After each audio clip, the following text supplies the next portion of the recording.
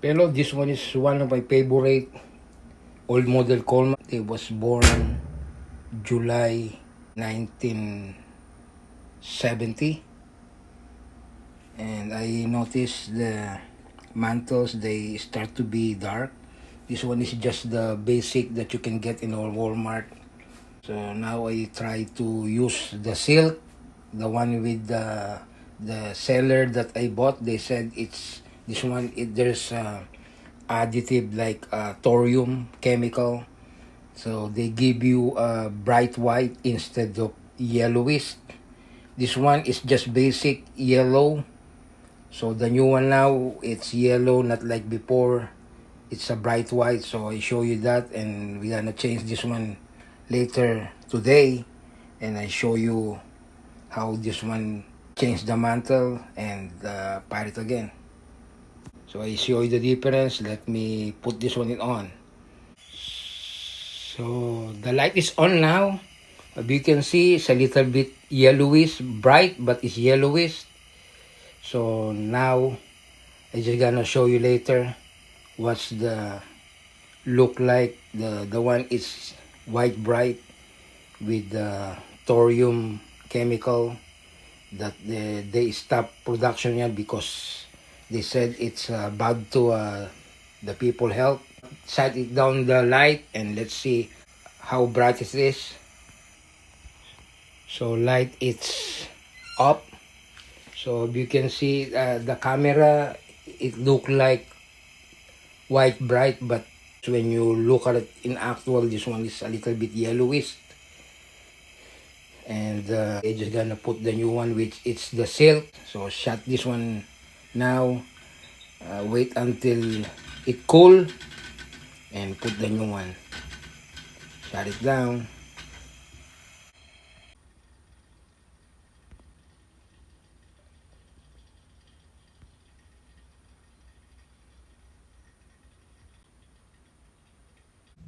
So here we go. We are in a table now. So this is a chance to remove the old mantles and clean the lantern, most especially the part there. And I have the two old model silk mantle here. I don't know which one I'm gonna use. So which one is older? They have different style of the mantles, but that they both 21. They said they have a chromium chemical on this one. So you need to be careful after you pour it in. You need to wash your hands. So even though they have a different logo too. So maybe this the one that they have some cut there. So that's the one as you're gonna put. So cut it now. So make sure don't cut the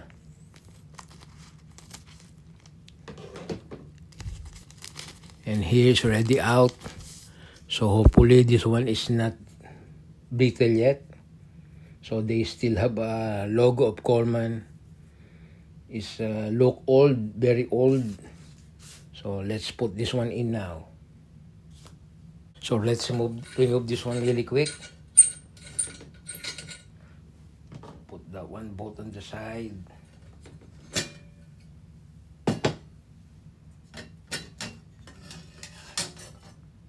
You can see this one is very old. They have a very thick globe to make sure that not to break it. Put everything on the side. Now to remove the old sack of the mantle. I just tried earlier, so it's time to change it so that we can check if this one's give us a bright light because it's an old model. Put everything on the side. In order not to make this one dirty, just put some little bit dirty rags there and then drop this one out and clean it. So make sure we're gonna wash our hands after we put the new one and clean this one now. It's there, and throw this one away and clean everything's there.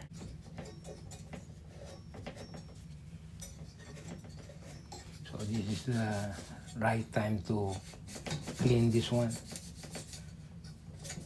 while there's no mantle on it.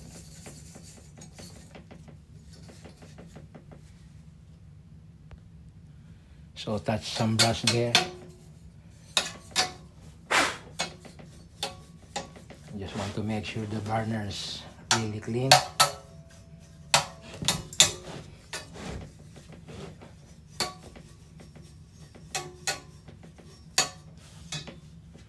Now, since this one is clean, so it's time to pour it.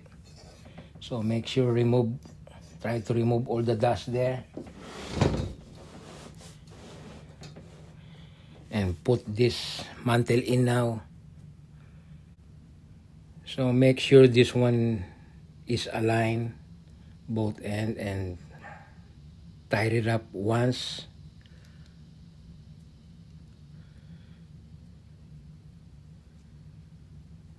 There.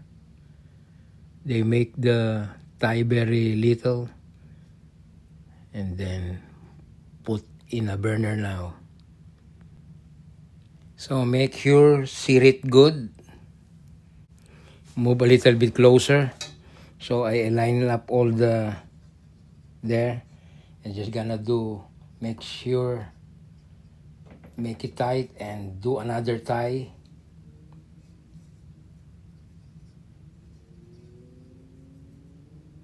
There.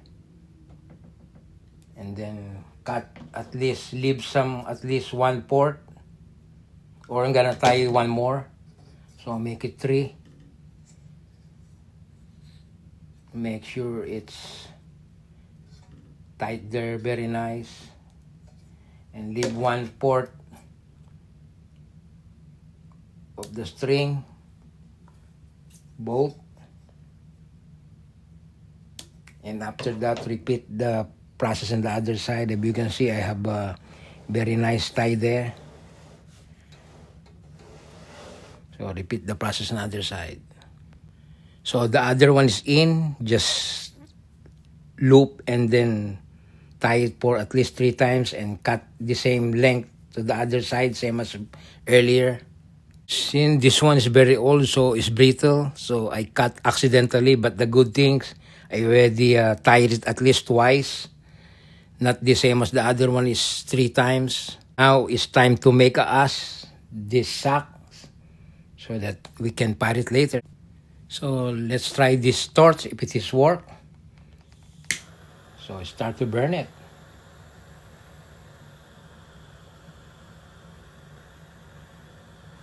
So after this one, it turned to ash. So the good thing, there's no hole, even though it's old.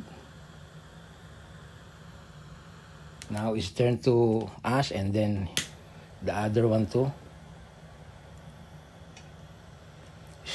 It smells like a different smell.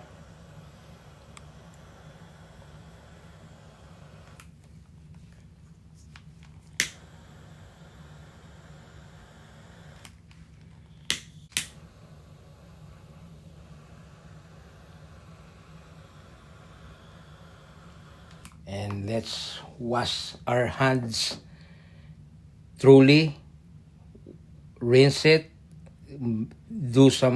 get some soap, and so that we're safe. Back on all the parts there. So I'm positive that I already washed my hands, and before I wash, so be careful not to touch your face, your nose, your eyes. You need to be careful to this kind of chromium chemical. Let's go out and fire this one. Now we are here outside, so put the necessary that you need to do before you fire it. Remove everything there, and I use this torch. So let's see if they give us, my concern, they give us a bright light, not the yellowy. So let's do it. So always torch first, or the lighter first. And put this one on.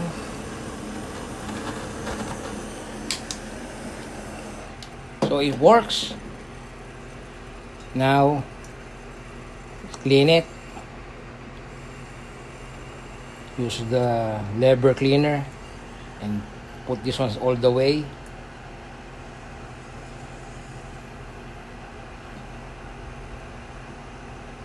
And then try to give a little bit pump again.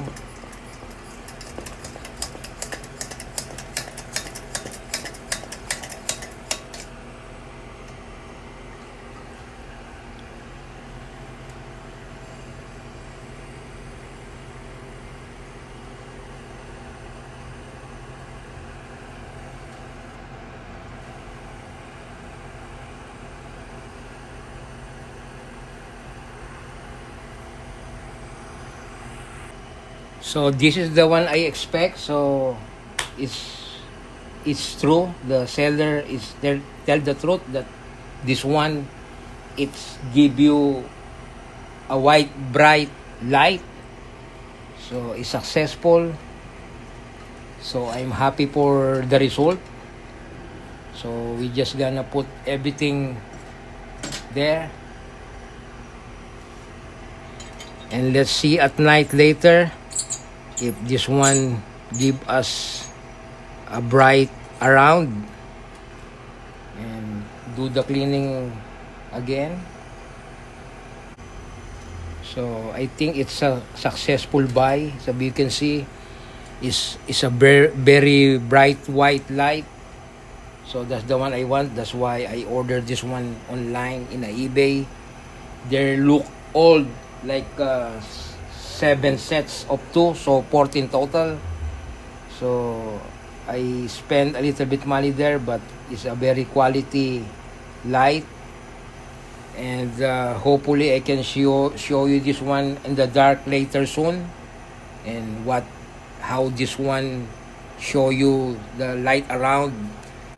So let's wait for until bit dark. So I show you in a covered room. It's so bright, and shut it down, turn it clockwise to the right, and this one's gonna be shut off soon.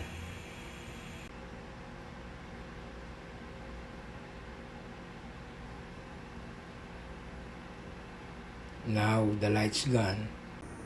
So finally it's already dark. So that's how the light is. It's very bright. So it's a positive. It's a white light, bright, so it's not yellowish. So that's my concern. So I give you like power back, like 8 feet away. You can see the fence is lining up. So they have a very bright light. So if you have a decent size of tent, they can line up I think the whole tent if you do some camping, or you can use it outside during outage, because they very have a high lumens. So this all model mantle that I get is very bright. So let's do closer. So if we see the close up, it's a white bright. So I'm just gonna give you all around, like 4 feet away from the lantern. I like this 220F version, the old model vintage. It's easy to fire and it's easy to work too. Not like the new one now. Sometimes it's difficult to start, but this one is very easy. The good thing, there's a build cleaner lever here, so you just Turn it again.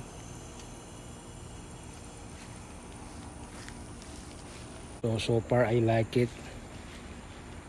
And I think that'll be it. Thanks for watching. That's a quick review on this mantle, the silk mantle, the vintage one. Thanks for watching. See you next time, and have a wonderful night. Peace. I'm out. God bless. Shut it up.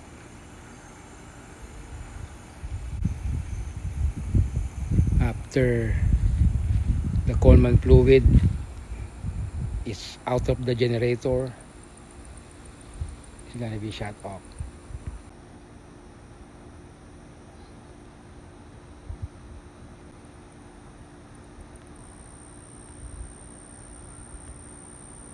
Goodbye now.